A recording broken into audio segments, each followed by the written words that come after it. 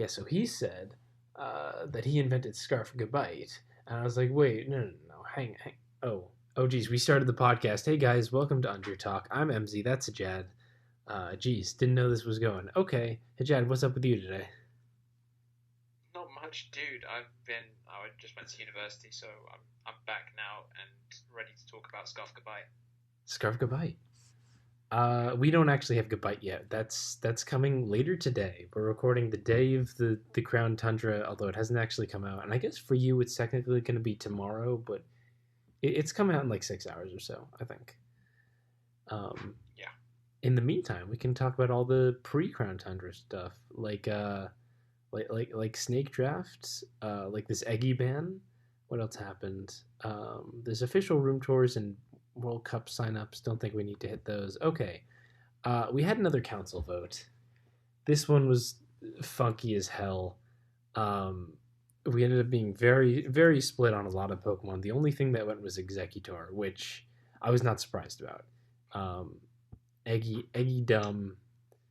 People were pretty much on board with Eggy Dumb. To be honest, I was sort of surprised that Eggy was the top priority thing for most people. Like, or just as the general consensus, I don't think that it Eggy was was. the most. I just think people were That's the thing. Like, split. yeah, People were split on other things, but everyone kind of came together for Eggy. Is the thing. yeah. I don't think it was the most meta revolving Pokemon in the previous meta, but I mean, yeah. But it's interesting to see that it got banned first rather than a Kanga or something else. Mm-hmm. Yeah, like we're still all over the place, and what are really the big issues? So Eggy is like, okay, you can't wall this. Yes, you can beat it offensively, but that's just not enough or whatever. But the other mons sort of get into more gray areas. Berserker people are mostly using AV and stuff. They're still not just eating teams with choice band. Kangaskhan is much more based in like this fucks the meta and everything it revolves around Kangaskhan as opposed to like its own inherent power. Pincurchin is based on terrain, which is uncommon and not winning games like ever right now. Um, they're just like less straightforward bands that individual people got lost on, like not necessarily wanting. Whereas Eggy, everyone was like, "Yep." I mean, not everyone. 7 out of 10 people. But that's still what we needed. People were like, "Yep, no more Eggy, please." Yeah, I mean, Eggy is. I don't think there was too much pushback regarding like Eggy's pretty stupid, and I'm happy that it's gone for the most part, at least that I've seen. Yeah, yeah. Um, we were both pro ban on Kangaskhan and Berserker for pretty much the same reasons. Don't have much to add that's not like already in what we wrote. Sort of split on Pincurchin though. I did want to talk about this. I don't know how to feel about Pincurchin. Terrain is not something I want in the meta. It is not something I think is generally healthy to have as like a surprise get fucked by terrain kind of thing. It's just not great to have around. Um, but man, it really does not win games right now. And there are things to handle the terrain sweepers that feel like I'm not getting randomly matched up by terrain, even the very rare instances I actually face it.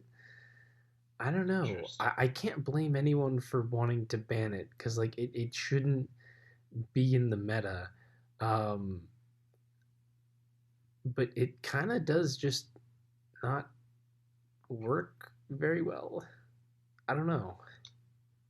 Yeah, I don't know about not working very well. I think the thing that I enjoyed about the pre everything. So I saw like a couple months ago when we had Grookey um, as the main terrain setter, right?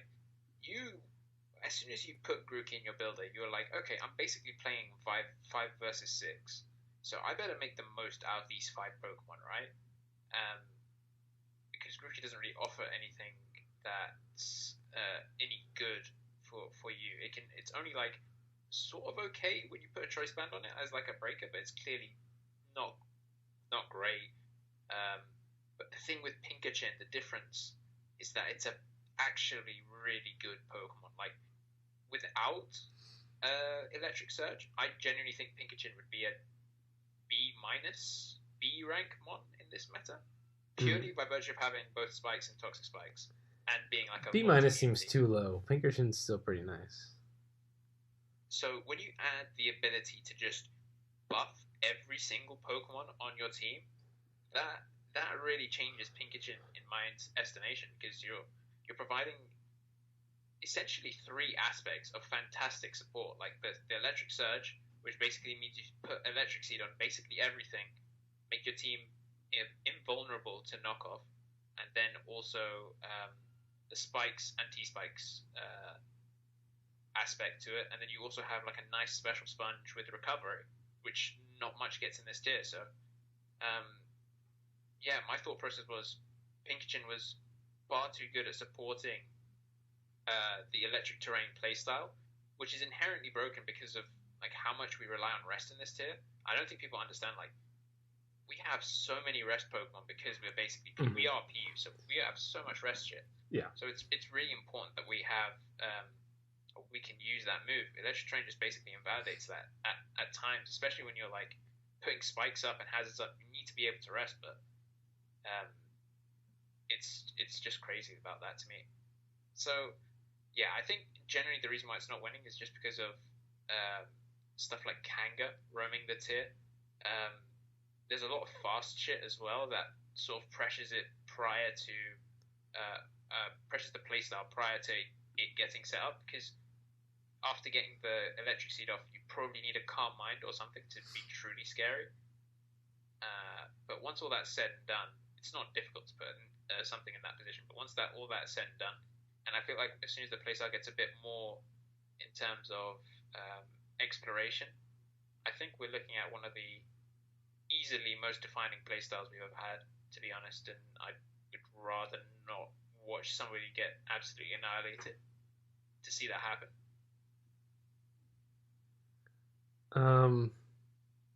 Yeah. That was a pack. Counterpoint. How can it be that defining if nobody wants to use it because it loses a lot? That's literally where I'm at. Like all that stuff you said should be true, and I'm like, yeah, I'm probably gonna ban Pringle. It doesn't win games. I didn't know what you want. Yeah. It doesn't win games. Well, my point is that if the reason why it's not winning games is because of a lot of the just the general playstyle of the tier at the moment is like spikes plus Kanga, or spikes plus phasing around, or spikes plus fast hard hitters. As soon as the meta gets somewhat away from that, in the same way Exeggutor was stupid as soon as you moved away from that playstyle, I feel like E-Terrain would also. I think Exeggutor really was stupid versus everything always. I don't think Terrain just suffers versus Kanga Spikes. I think it's bad versus just a Jolteon is like, man, my Swoobat's got a tough time doing anything now. Yeah, I think particularly Kanga Spikes is what fucked over Exeggutor, because that gave you like a decent half matchup versus Eggy, even though that was the most common thing. But versus everything else, Eggy was just crazy. Like, you just came in, click Giga Drain or Psychic, and something died, right? And it's like, it's the same sort of thing that I get out of E-Terrain, where you can really hard fish the matchup, where you can put like Pinkerton and 5 fucking attackers on your team, and then be like, yeah, okay, how are you going to deal with this? Or you can go down to the whole Pinkerton balance route. You know what I mean? I'm just not there. I don't think it's an effective fish, and I don't think Egg is a fish. I think Egg always works. I don't think it's bad versus Kanga Spikes. You don't think Egg is bad versus Kanga Spikes? I don't think it's unusable versus Kanga Spikes. I think it's not. Oh, this is just gonna kill everything immediately, like it is versus non-Kanga Spikes teams. But I don't think it's like useless or like really bad. I think it's still probably gonna get a kill because Egg is it's very funny. It's very funny that, I mean, we tried. I was down to unban it. It's fine. But no, this thing had to go. And when you show me Pinkerton actually like consistently beating things in any way, like just random teams that aren't thinking about being especially prepped for terrain, then okay. And until we get there, I don't know how to ban this. And that's kind of where I came down because I was back and I was the last person to vote. I had seen everyone, all the other votes tallied. I knew my vote didn't even matter for it, and I still had no idea if I was going to vote ban or do not ban. And I ended up throwing down a do not ban vote because I don't know.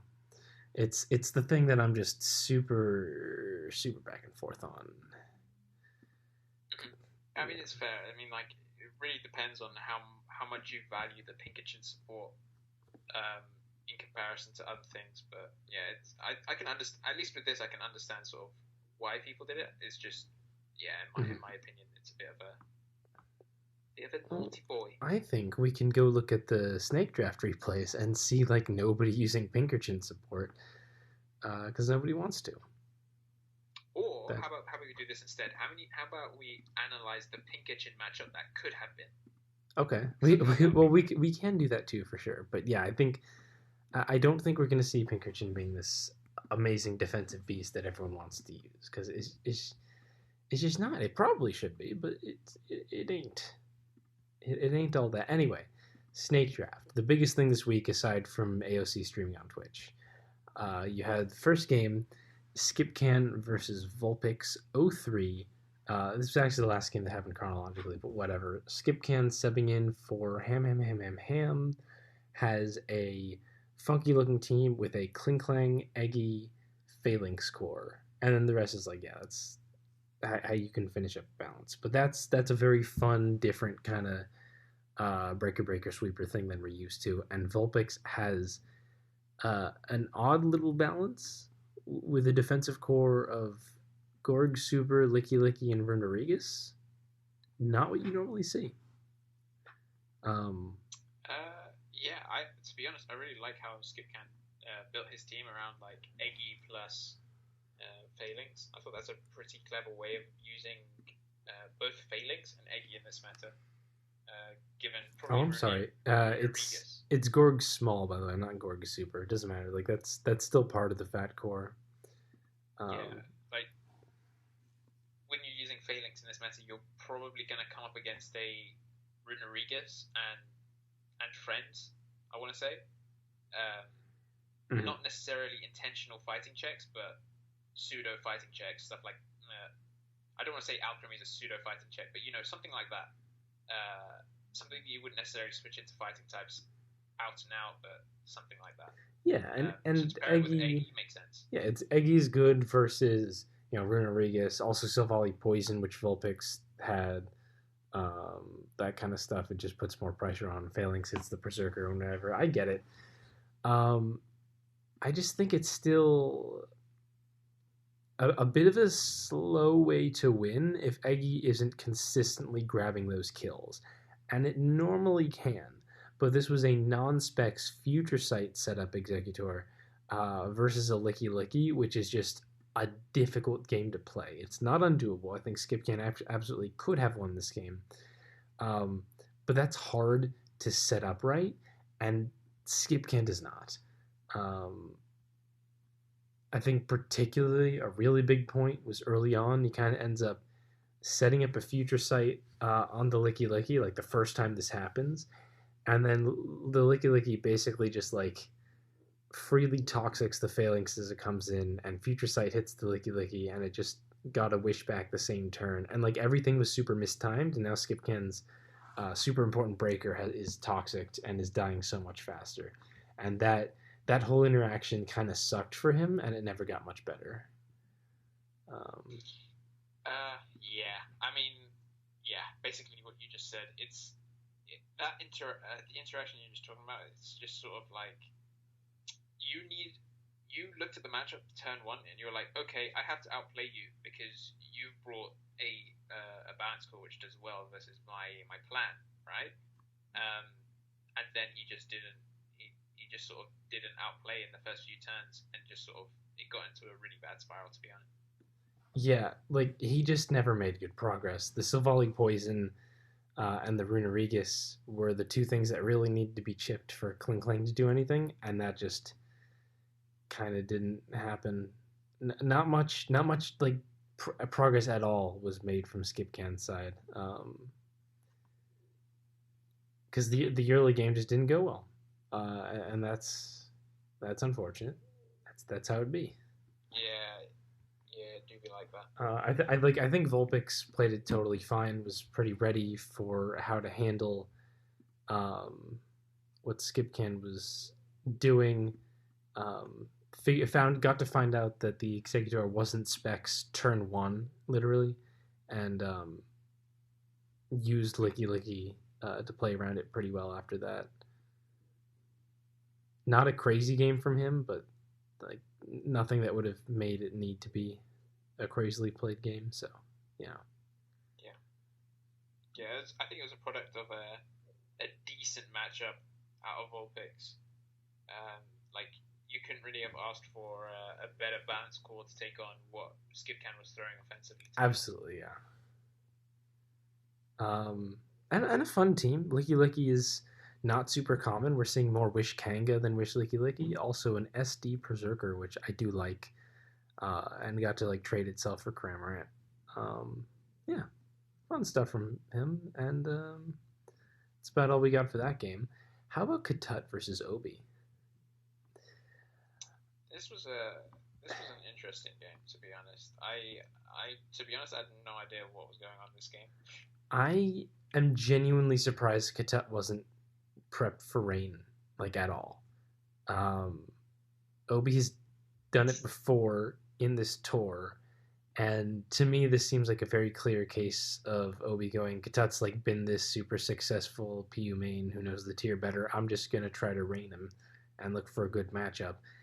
And it was like, yeah, I don't know, maybe it's just me, but that seems super unsurprising. And Katut didn't seem to have much for rain in general, and still managed to bring it very close down to like some actual like 50-50 type situations. Um, but I'm not. Yeah, Rain had a good matchup. Yeah, I think with Katut's style of team, you really don't want the main thing being thrown at it being water type attacks. Like you have an AV Berserker and an Executor as your water resist. You know what I mean? So it's gonna be tough to pull it back after that. Um, so yeah, it really came down to how well he could. To be honest, it came down to how well he could use his Jolteon to pressure the rest of the team. Because out of range, Jolteon can sort of half stop rain from going up, um, and then also basically kill like 2 to 3 of things on Obi's team without too much of an issue. So um, I'm sure Katut was playing for that, and he did play for that really well.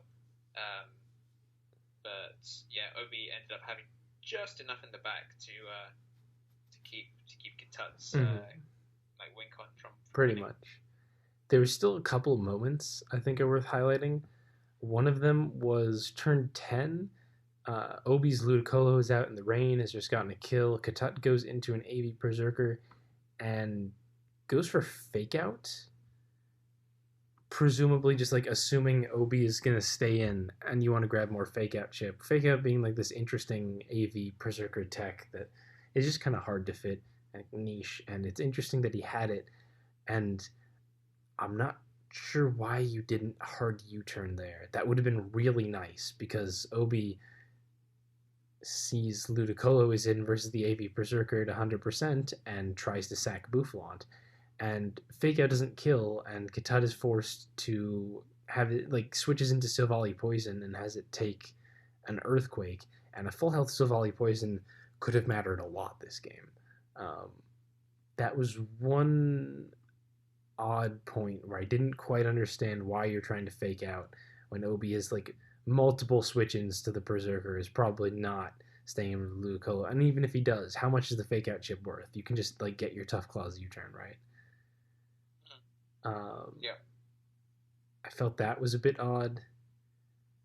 Did not have many other moments that I thought were like significant misplays or super crazy. Um, but I think Katut did say at the end afterwards that he had like choked a free win at some point in this end game.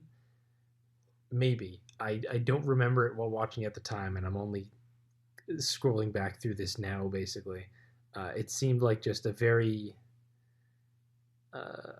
close game with with some flips here. Yeah, that's what it felt like a lot to me as well. It was sort of like, how much could Kitut get out of his offensive threats before Rain could go up? And the answer was just not enough. Just. Yeah, barely has issues with like even after Rain's gone, the Quillfish being able to 1v1 the Avalug so quickly was a problem. Um, and it kind of came down to what looked like some 50-50s on Obi getting the correct switches out. Is Katut going to Shadow Ball or T-Bolt on the Quillfish with a Runerigus in the back? That kind of stuff. Um, I want to go back and try to find the Snake post because I'm pretty sure he said like, damn, I threw a free win, like posting in the thread in hindsight or something, and I just hadn't gone back to analyze it. So I feel like that should be checked out before we move on.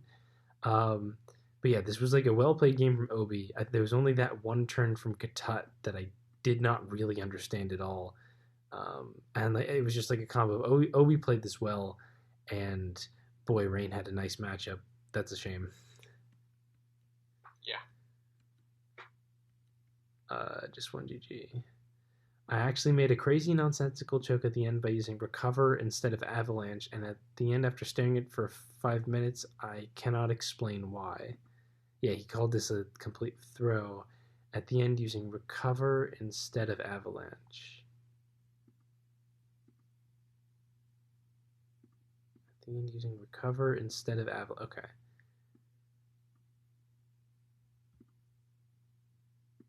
When? Huh?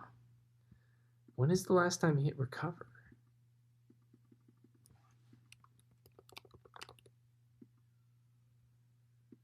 Okay. I think you meant Recover instead of Avalanche. No, he said Recover. He hit Recover instead of Avalanche. Okay, I think he's talking about turn 20.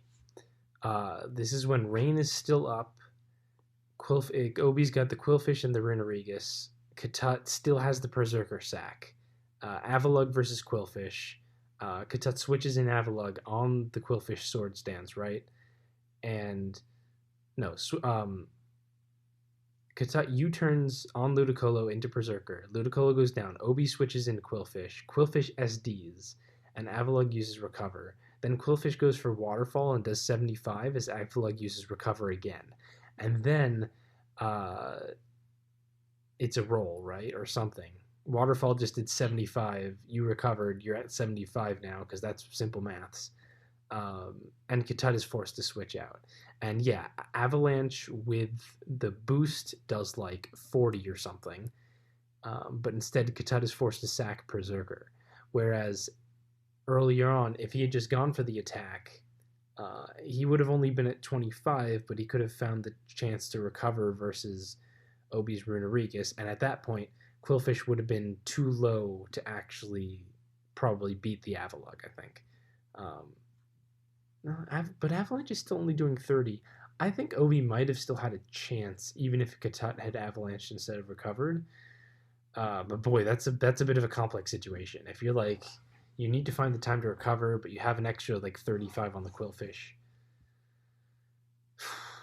It's worth looking at in detail. I'll probably look at it again. It's not the kind of thing that I should only be bringing up now and seeing now on the cast trying to analyze it. So that's my bad. I should have done this before.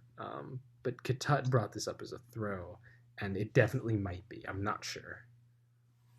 Yeah, I don't think it was a crazy throw. Like, it's not something where it's like, wow, you just clearly misplayed. It's just to me, it was like a worse judgment of how you wanted to play the game. Which is, to me, I mean, like, you can't really, I don't think you can call that a throw. I think it's more in line with a misplay. Yeah. I think misplay is fairer. I get it. Overall, in terms of teams, I think Obi had pretty basic Rain. Boof has become a big thing on Rain. That's fair. I did like Katut using Eggy. More people should use Eggy. Spadef Avalug is also pretty interesting. That's all I got. Okay. Yeah. Zamog versus False. False uses the same team as Jiri had brought earlier in the week. I assume he just stole it. I don't think Spec said he passed it to False or anything. But on the other hand, like, why? Because Ziri lost that game pretty bad. Would you steal Ziri's team and not his opponent's team? So maybe Specs did pass it and I just never found out. It doesn't really matter. Point is, I'm not the biggest fan of the team. It's an okay Kanga Spikes. It's just very standard without much spice at all. And I think a lot of the success people had this week was with more interesting stuff or rain or whatever. And that's kind of what Zamog had to pull out this game. Do you want to talk about his team that you helped with? Wait, hold on. I'm struggling to pull out the replay. You made the team. Just talk about it. And you have the replays thread. Yeah, I mean, it's literally just not loading. I think. What was the team? It's Rodriguez, Savali, Jolteon, Cramorant, Lipart, yeah, Mawile. the Fugazi Savali stuff. Yeah, the Savali was crazy. It was basically built out around the idea of poison or like work up like 3 attacks Savali poison because Savali is broken. Yep. So the entire idea of the team was make sure that basically Savali can have room to put in work. So you see the Runerigus basically supports the Savali in that way. I think there's a Ferroseed on the team. No, there's no Ferroseed. You do not have spikes. Yeah. And the biggest issue in general is that the team does not abuse Corsola very well at all. It's mostly just trying to pressure it with Lipard, which isn't great. And frankly, if False hadn't kind of thrown his Corsola away to a Cramorant that could not beat it, this game might have gone very different.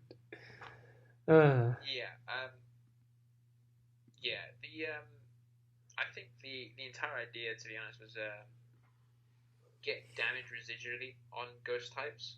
So in the case of Corsola, the team actively has to encourage you to like, okay, well, what you're going to have to do is double into your life hard, click the things, get momentum, and then try and keep the cycle of momentum going. Maybe if you get stealth rocks, that would be cool as well. And it's not impossible. It's just a bit rough, especially since like Corsola can easily take a knockoff and just wisp you or strength sap, and then it's not as good, but it can still beat Silvally, Cramorant, Rodriguez. Like it's pretty annoying for the team, and it was very 100%. Just weird when False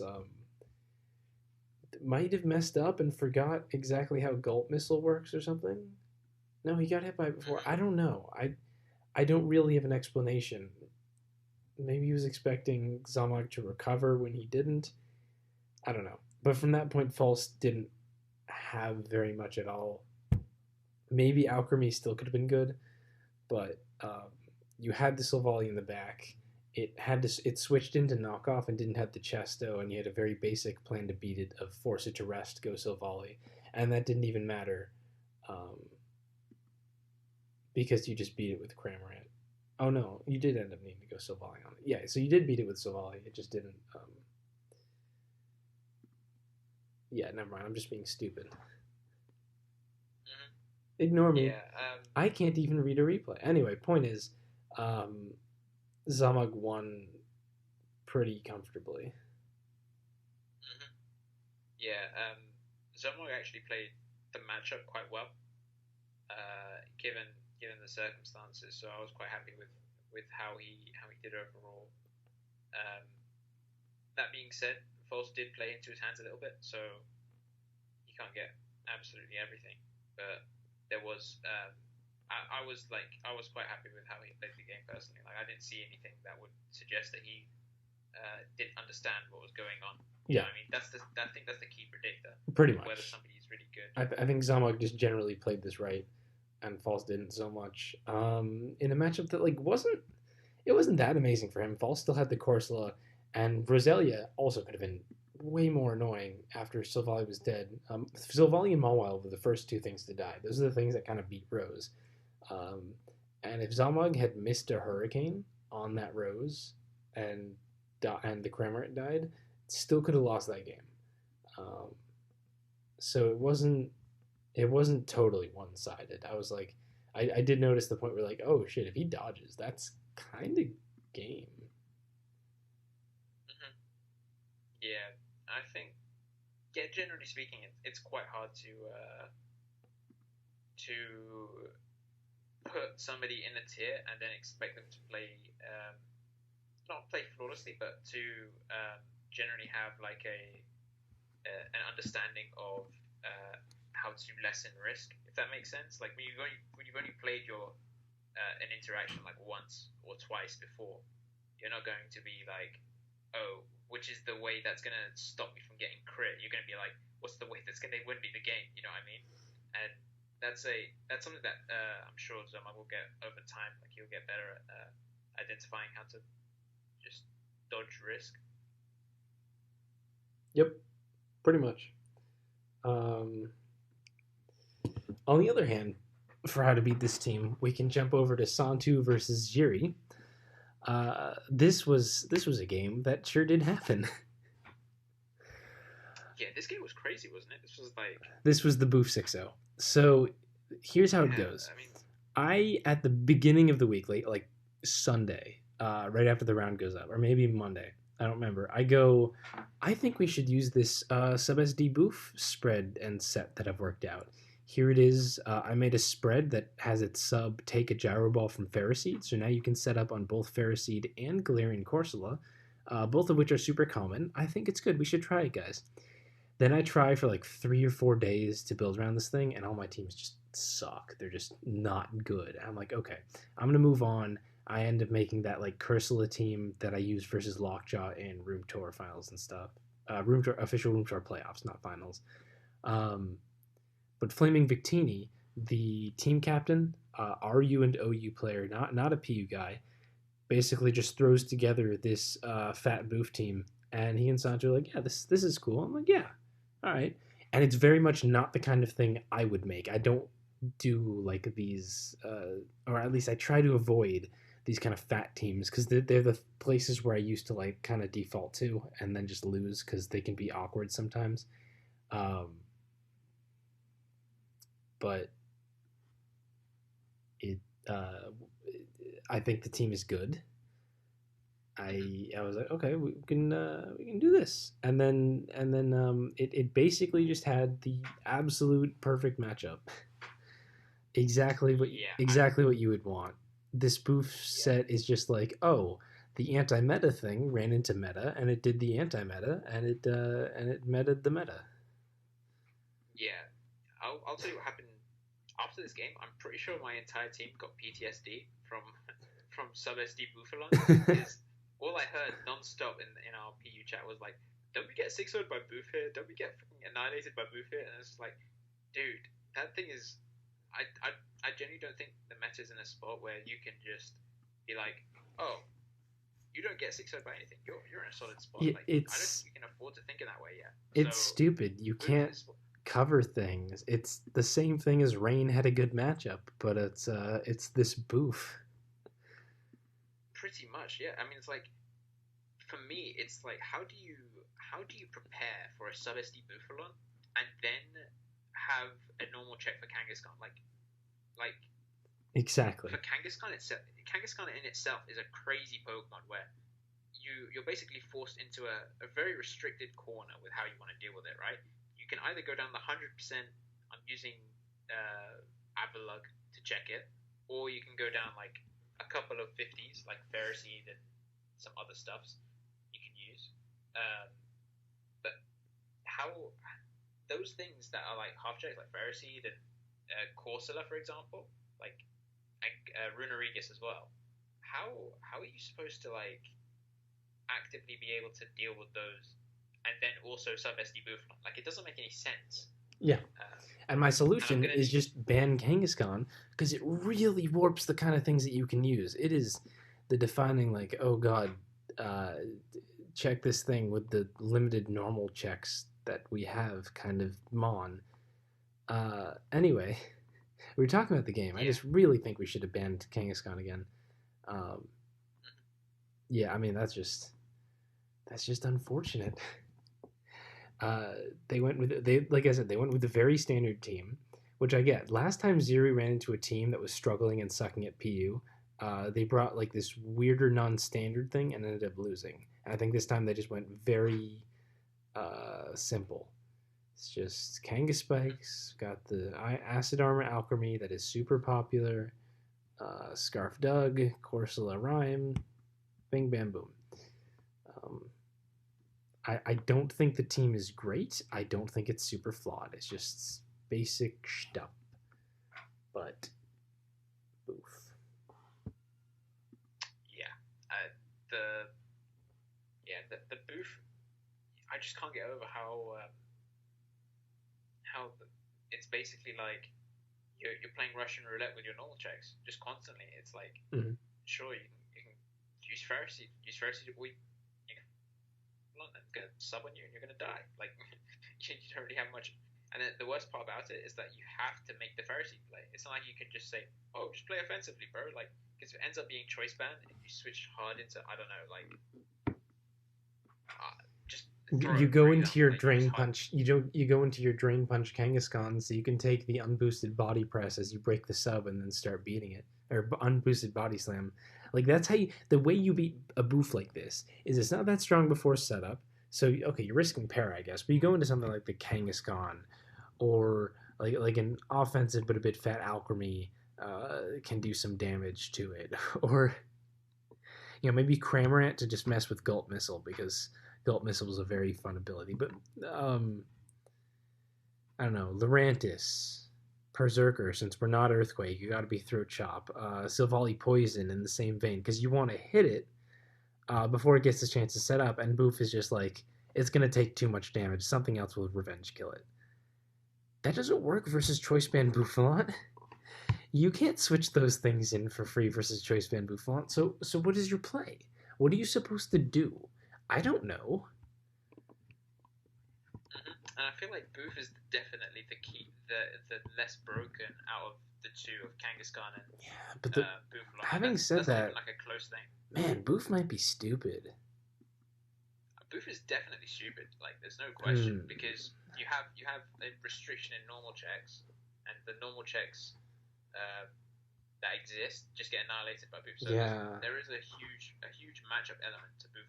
I don't think we could justify. I don't think we could justify banning it right now. But like, that's kind of stupid. It's part of how Kanga is manipulating the tier as like a deciding offensive force. I think that's probably the best way to put it, because if Kanga was just a standard Pokemon, right, or just like a standard offensive threat, you wouldn't see this type of slapping on a team. I think the key thing about it is it has so much speed, and power mixed together, and a really, really spammable stab. Like you can click double edge every single time, and it would always be like you can't criticize somebody for clicking double edge with Kangaskhan. It's just crazy. Well, you almost can, because we'll see that in Telenet versus TJ. So I know, just transitioning. So Telenet brings the same team he brought last week, which like Piff just died against in 8 turns. That was stupid. Same like fat stuff. TJ has what I think is CB Kanga plus Specs Eggy. It's either that or Telenet has had a Spadef Runerigus versus the Kanga's double edge to make it do that much. I don't particularly care to like calc or check or whatever. It's not. The point is, TJ's got like the strong stuff and then a balanced core of like Avalugg, Runerigus, Silvally, Jolteon. Basic stuff. No real complaints. The problem was when Telenet started to show off the weird sets. Like, this was very much a game of TJ can win if he knows what everything is going to be from the start. Or maybe not, given the problems with beating that Runerigus that his team had. But, like, he can do that, but the surprise factor off Telenet's stuff is kind of critical here. Yeah, I feel like Tan knew exactly what he was doing. Based on last week, he knew that this team was like decent, but he didn't reveal anything.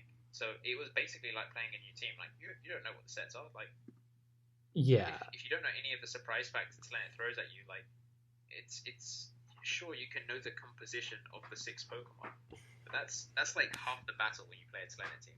It's Mhm. like the other half is, do you know what kind of whack shit he's gonna throw at you, and are you prepared for it? And um, most of the time, people have like an idea for how they want to handle cheese. Like people usually have like different schools of thought, how they want to handle cheese. Um, Spikes plus fast attack is Okay, yeah, generally let's works. move it But along. like, We yeah, can but get like you've said this. so. But I feel like TJ didn't have that type of ability to just play his outs. Like he didn't have an out versus He the type of stuff. there wasn't anything for him to do versus the Runerigas. The Runerigas just won. So like very early on, Telenet pretty much loses his Flareon to heal some Toxics that he got.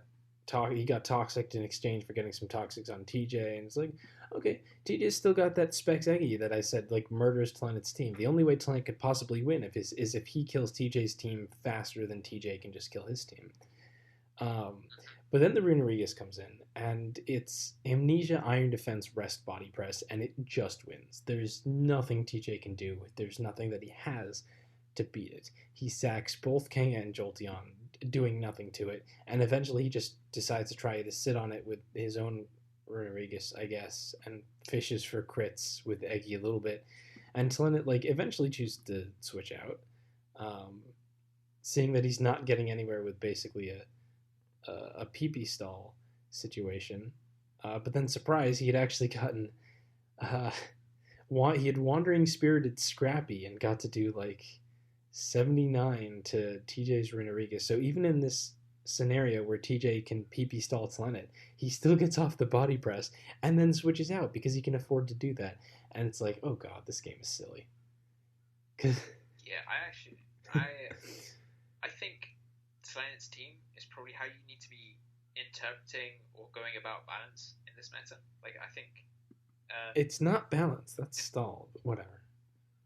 yeah, I mean balance stall, potato. It's the, like the thing with Telenet is that there's surprise factor, right? And I feel like the days where you can just use balance without surprise factor and sort of out out switch your opponent Those and are tough. last Yeah. longer. Those are toast, yeah. But this Pretty isn't much balanced with 100%. surprise factor the same way that's like, haha, surprise sub SD boof, got him. It's stall that also has the fat booster that if you can't do anything about it, sucks for you, buddy. And to be fair, I don't know what I would do if I ran into this Iron Defense Amnesia Renarigas with several of my teams. Like that is just something pretty different. So I don't even know that that qualifies for a surprise factor as much as just that's a hard pick to deal with for a lot of teams because we're still figuring out how to not die to stuff. But I wouldn't qualify that as the same kind of surprise factor balance type stuff that you're talking about. Because even if TJ knew exactly what this is going to be, he still would have had issues. That was the part. That was the part I got wrong earlier. Because what do you do about that? You fish for crits with Eggy and you swap back in your Runerigas and you don't sack Kanga and Jolteon like he did. That was huge. He should not have sacked them. Yeah, but I mean, I think the fact that TJ didn't know what the Runerigas was going to do in the first place, like sure the Runerigas was a difficult matchup regardless, right? But by having the element of disguise to just like keep it in the back, hide it, play your win con out, not use it, and then pull it out, and then TJ has literally nothing for it. Like as you said, you'd already sacked the Jolteon and Kanga. Well, no, he sacked Jolteon to it once it's set up to cure his Runerigas of poison so that it could sit on the other Runerigas. Kanga, on the other hand, did not need to be sacked. That was unfortunate. Yeah, so it's like I think this is where Telenet is defining himself as a player with these weird long-term win conditions. Like we saw was it the Cotton Guard amnesia bullshit with the Yeah, Hoopalong yeah, one it's week? something that He you won with it again. kind of expect from Talon at this point. Yeah, I feel like, as we said earlier, I think this is where Telenet thrives in metas which are just like super dodgy, where things don't really work or function how they should, or like checks don't beat what they should check. Telenet thrives in this type of PU. So yeah, it's not really a surprise where he can bring the same team 2 weeks in a row and just annihilate people with two completely separate things. You know what I mean? Well, I don't. I also don't think that's fair to say anything about the Piff game. You cannot. You can't look at Piff just completely throwing a game in 5 turns the same way as like a real game. Like I think Yeah, you're but reading I mean, like, way too. I think you're reading way too much into using the Piff game at all. Like I wouldn't. I would forget that one happened when analyzing this one because yeah, but at the end of the day, it still comes up on Telenet's record, and when people refer to Telenet in Next fine, Snake, but for example, it's not like oh this team keeps doing it. It did this once. It didn't do anything versus Piff. Piff just lost to a Lerantis.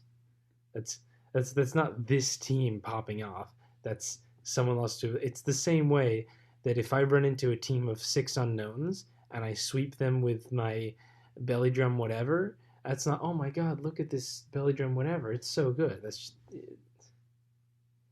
yeah, but still, you have to think about it. Like, there's a minimum standard you need to have to win a game of Snake.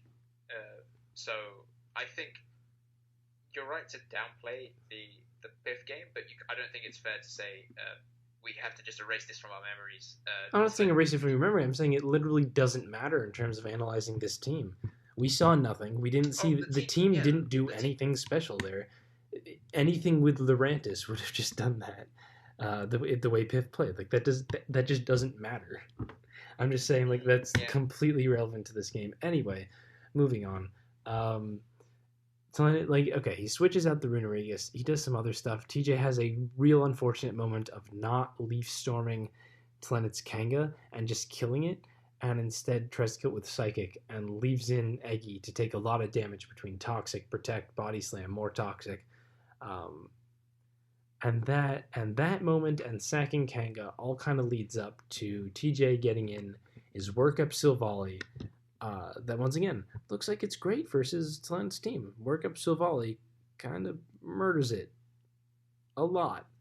But Talent has Sturdy Boots Avalugg with Mirror Coat, which TJ does not expect or do anything. Which like, how can you?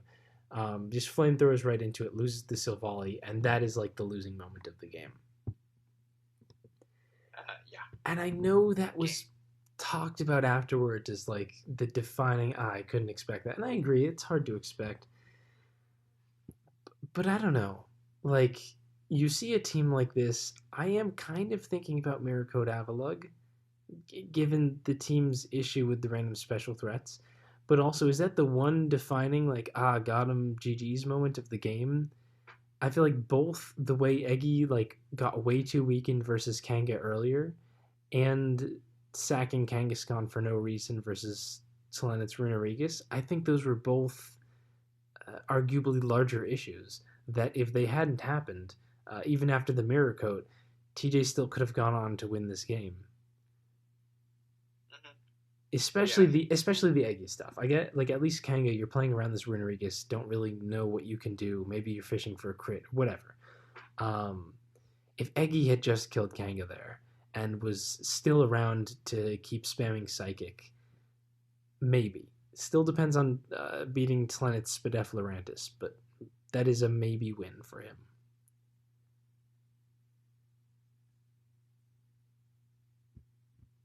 Okay. Yeah, that's kind of where I come down. Still, yeah, dies to Mirror Coat with the next surprise factor, and Tlenet just cleans up the game. Good stuff. Yeah. And that's it for that week of Snake. I guess we can just move on to predictions. I don't know. I thought you would disagree with me or something. So, not really. We have TJ versus Ziri. Both of them have just lost their last games. um, but are overall positive in this tour. I think I probably favor Yuri a little more. Um, has overall looked better, but last week wasn't great. But I don't know. This is pretty even to me. Yeah, I'd favour Zeri as well, just by virtue of I feel like him and Specs have been a bit more consistent with their team building. TJ's builds have been up and down, and his plays have also been up and down. So, are we going to get the down down, or are we going to get a TJ on the up up? Like, there's not really much to say. So, I'd pretty put 60 Zeri, 40 TJ. I think that's probably fair. Okay. We have Zomog versus Ham Ham Ham Ham Ham. Zomog being for your 110 team. Zomog. Yeah. 110 breaks Zomog, statistics. 0 Ham. Clearly, the fact that Leviathans have had a much more successful PU compared to the Astraidas um, means nothing. I don't know. I think this can be fairly even, though. Like, Ham has done better than the Astraidas overall, but Zomog's just coming into this. Like, I don't think Ham is bad. I don't think he's been crazy. I think this is doable for Zomog Yeah, for sure. yeah. I think you have to take into account the smog tours factor, and who are people going to be shouting goat at when they make plays in the smog tours chat? Is it going to be Ham? Of course it isn't. It's going to be fucking Zomog. That's why he breaks statistics. Well, there you go. We have Vulpix03 versus Obi. This one's fascinating. Obi is now up there with the best record with beating Katut and having played more. And I'm still like, he's played good, but that was a rain game. So I don't think I want to be super hot on Obi. But I don't know. I'm not as hot on him as other people yet. You know? I don't know. I don't know how to phrase it exactly.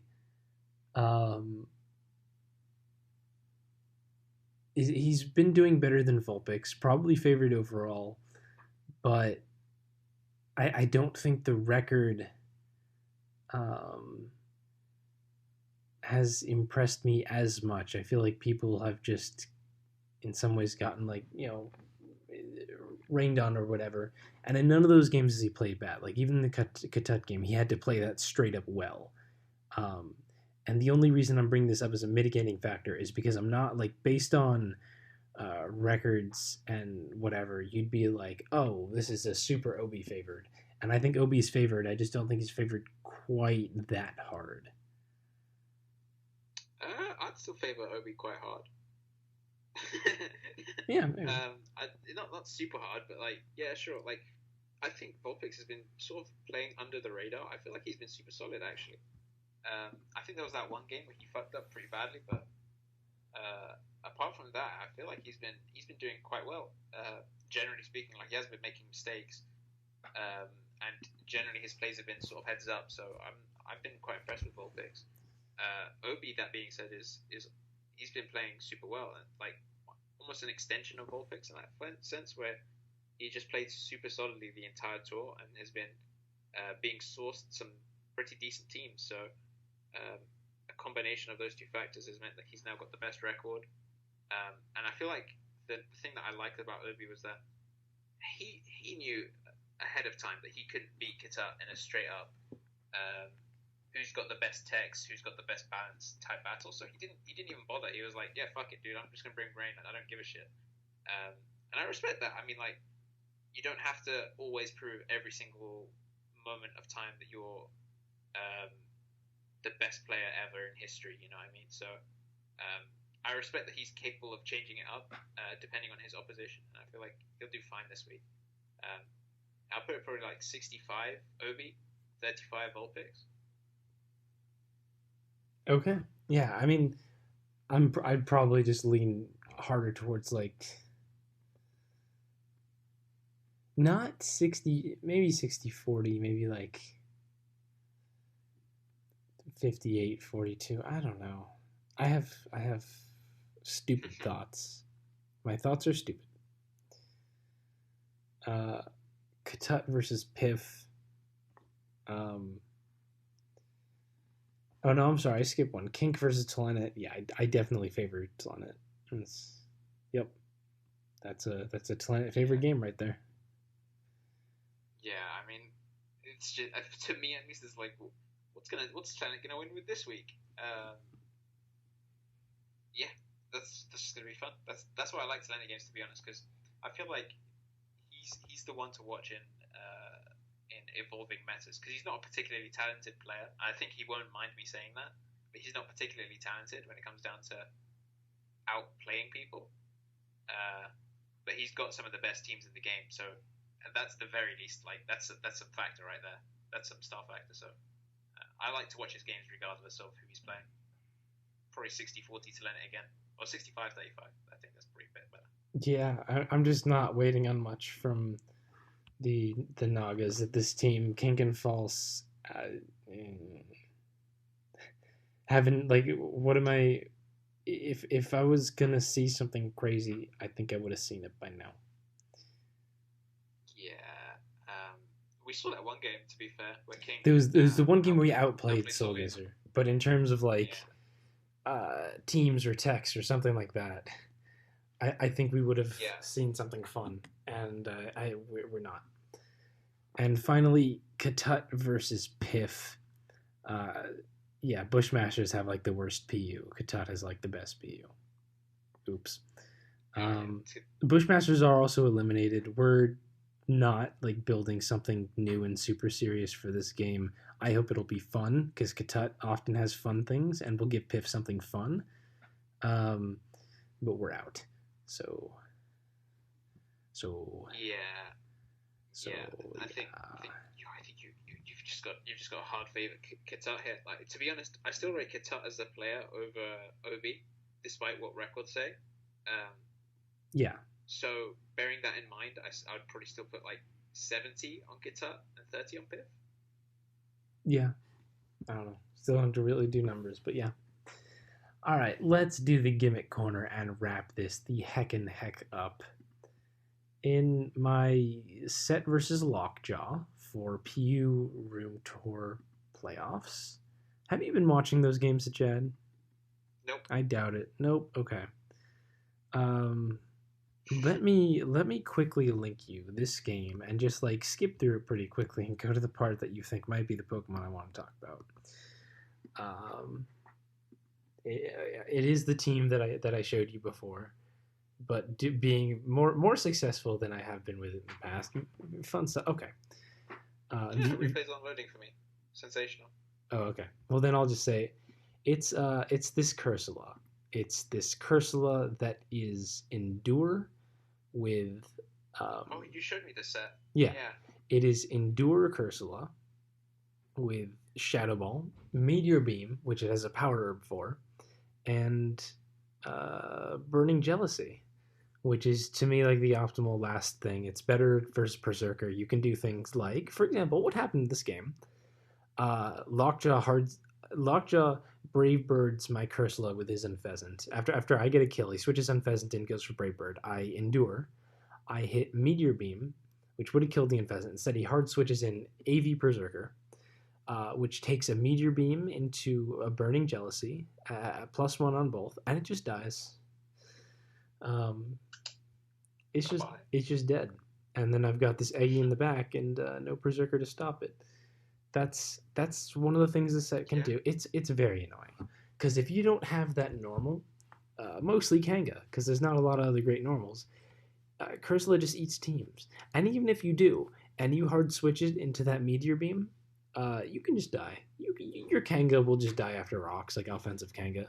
Meteor Beam just murders things. Yeah, that's what happened in our game, isn't it? When you showed me the set, Yeah, like if my Kanga was at or had taken us a round of rocks, like it would have just died, and I would have been like, I yeah. would have been super mad first of all, and then super impressed later. And if you don't have that normal, it just hits Shadow Ball off 145 special attack. Um, for free. That's all it has to do. And there's pretty much never a game where there's not something it can just button up versus. And if there's not, um, endure first. This thing at least trades pretty much all the time. You have to Yeah, like get hard I swear outplayed it or was run into a bad situation. Cursor is actually kind of nuts. I really, I think this set is the thing that it should be doing to be dumb, and it can be dumb. Yeah, I really like that Cursor set, to be honest, because um, the key thing for me is it's a slow thing. Can it get past the things that can pressure it? And with the endure shenanigans, you can get past a lot of things that you want to pressure Cursola with. Yeah, don't get Just me on the wrong. back of There's still problems. weak armor. At +2, it is 1 speed point faster than Silvally, so you've got the common things like the Jolteons and the Boltons and whatever that aren't faster, that are faster anyway, and you can avoid triggering the weak armor. And if you've got a normal type, it can definitely be pressured into 50-50s. And there are occasionally games where there's not Ferroseed, Galarian Corsola, or Runarigus that for it to pressure. But those are not common scenarios. Pretty much everyone's got that fat rocker, and if you've got that fat rocker, Cursula has a way in. Yeah, I really want to talk about this Mon. I think it's good as AF. Good as AF. Yeah. Yeah, I actually really like that Pokemon, to be fair. It makes a lot of sense. I do like it. I also have to say I've rarely had more fun with Mons than playing with this. It's so stupid. It's enjoyable. Cool. I like it a lot. What you got? It's definitely got my seal. So I feel like this week I'm gonna go with like a choice band route. I feel like choice band isn't. I don't know. It just feels like an underutilized item, especially on faster Pokemon. I feel like we see a lot of choice banded like slow things, but not too many like choice banded fast things. Like the fastest thing you see with choice band is like Kanga. Would you say? Phalanx? Well, Boltund. So that's not. Yeah, but Bolton, I feel like choice band on that isn't really like a. I think it's good because you got like that you choose, strong jaw crunch and stuff. Like that's. It feels like you need choice band on Bolton. Like there's not really a choice. Oh, okay. Yeah, like you don't. You're like life orb or whatever doesn't cut it. You have to choice band. Whereas Kanga, you can actively make the choice to choice band. Yeah, exactly. Sure. Exactly. So what are you choosing to choice band? The choice band is going on to Gorgeist Small because Gorgeist Small is crazy good. Offensive. Yeah. That does sound like a pretty strong little mom. Yeah, coming off of 85 attack, it is incredibly weak and it will piss you off at times. But then there's the games where you have the like their fastest mon isn't that their fastest non-choice scarf Pokemon isn't capable of pressuring Gorgeist, and you have basically got the entire like reign on the 5 out of 6 Pokemon on their team, and it just goes crazy. Mm-hmm. Like it's really good in that like item, and it's also really nice because Ferroseed isn't a switch in. Most Ferroseed are going like Spadef nowadays for like Cramorant. That's like a big thing. So having small to just click Poltergeist on that, and then also have the whip in the back, like it's pretty good. Like, and also nobody's running itemless stuff anymore. Like there's no that's become a lot less common. No, that does sound pretty good, and I would also like to add on that 85 attack, not great, but Cursor has 145 special attack, and you have they nerf that by only having it with hitting Shadow Ball, this 80 base power move, whereas 85 attack is a lot better when your dual stab is 110 and 120 base power. So I think that's underselling like the raw power that Gorgeist just get to toss around out of nowhere, not having either of these moves before this gen to all of a sudden just this massively strong dual stab, kind of ridiculous. Yeah, a lot of people will. I just know that a lot of people will just say no because it has 85 attack. Like an 85 attack breaker isn't. Just say no to Gorgeist. Don't say no to Gorgeist. It will eat you alive. The other thing that I think is actually kind of underrated at the moment is Octillery. I feel like it's just completely gone. Well, I mean, not choice banded Octillery, obviously. I said not. I know, but why?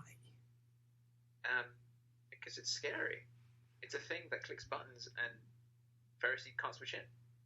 I mean, I guess my experience with artillery is literally always like it'll get a kill maybe, but that's it. Like it'll kill one thing, and it's like, oh, I'm just gonna force out with like all my team. Because the big thing with this meta is that there's a lot of steel types, like Pharisee, Berserker, and the Klinklang being the main ones.